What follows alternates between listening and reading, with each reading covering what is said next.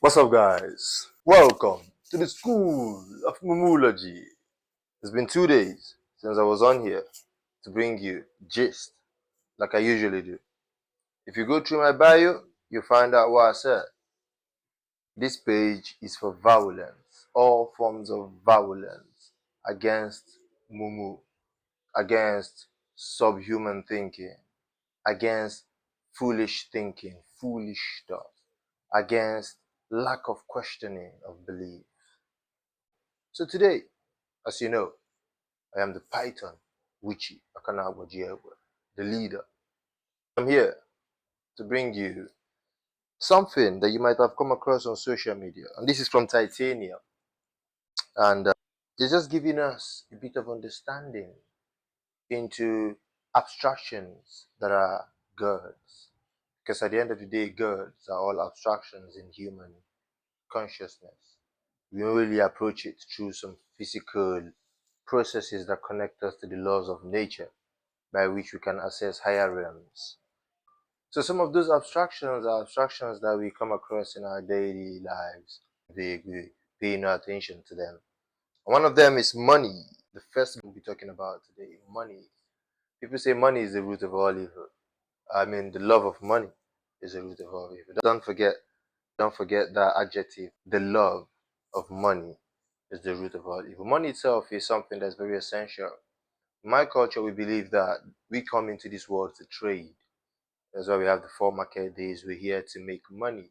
We're here to spend money. We're here to create, innovate, destroy.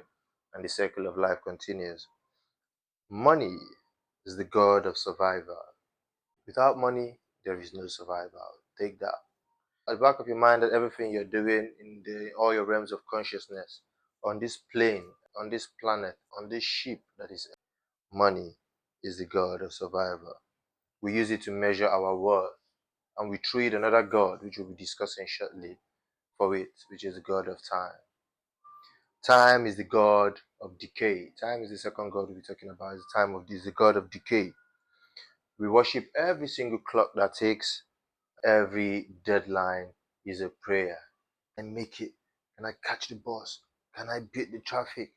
Is a silent prayer we all make each time we look at the clock ticking.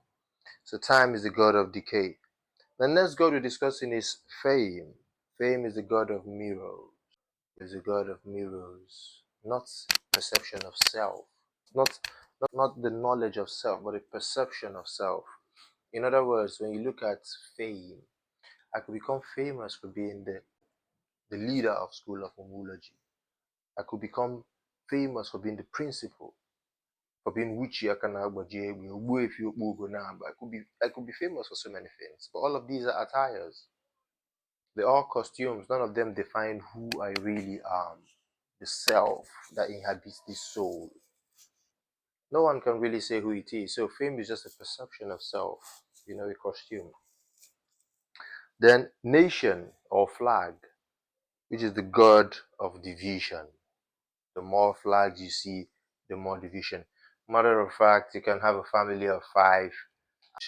They all have different flags and nations because nationhood is a god. That god is the god of division.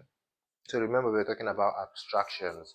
We're looking at the way the ancients used to look at things. When you look at things like fortune, fate, love, and all these things as forces, energy, you understand?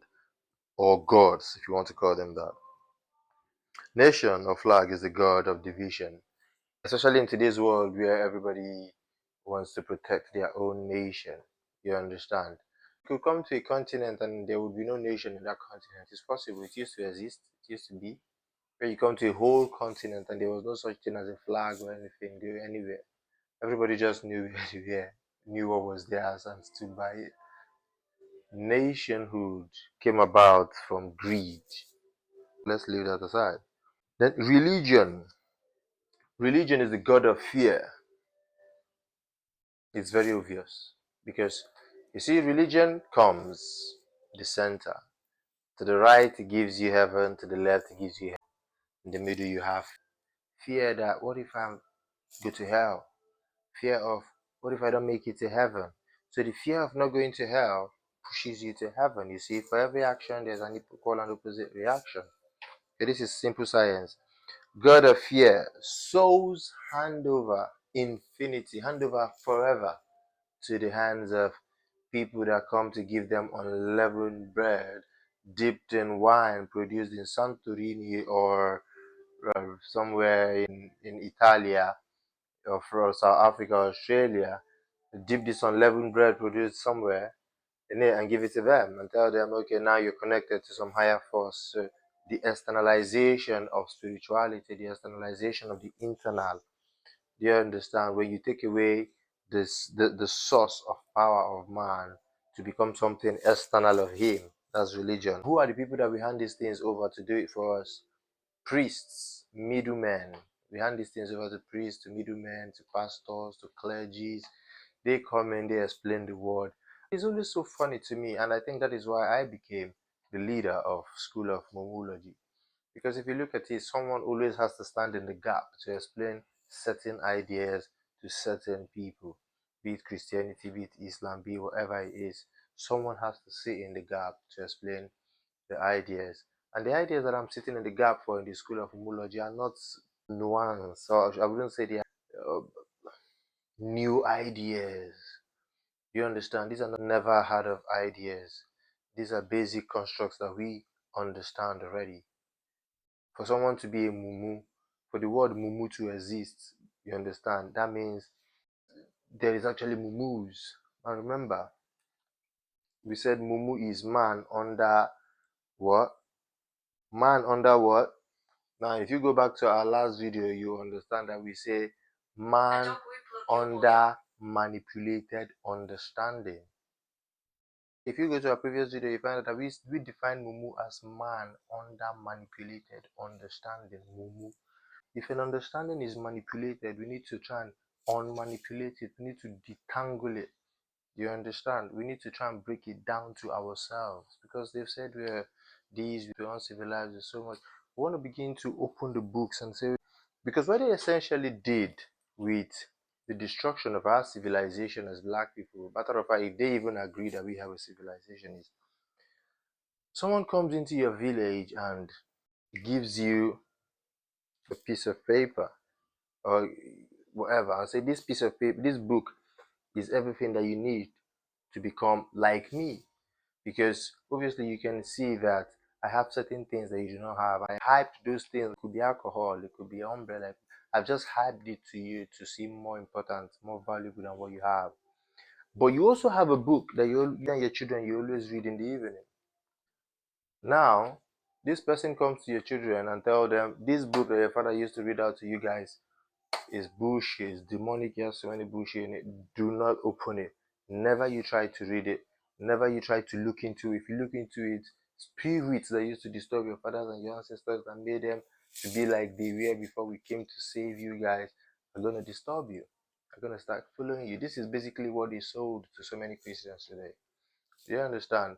So essentially what we're saying as kings in this age, in this time of enlightenment is we are not scared anymore. We're not scared to say, okay, give us that book. Yes, we understand that our fathers were demonic people. They operated under evil powers. They did so. There was darkness. They were naked. We understand all of that. But can I just have that book back, please? Can you just give it back to me? Give it back here. So that I can open it and check for myself. Because even the Bible itself says, search the scriptures to prove yourself. What? I don't know what it says again. But you can't just come and just say something, just judge. I don't know what commandment of the Bible it is anymore. I know it's part of the 10 Commandments that says,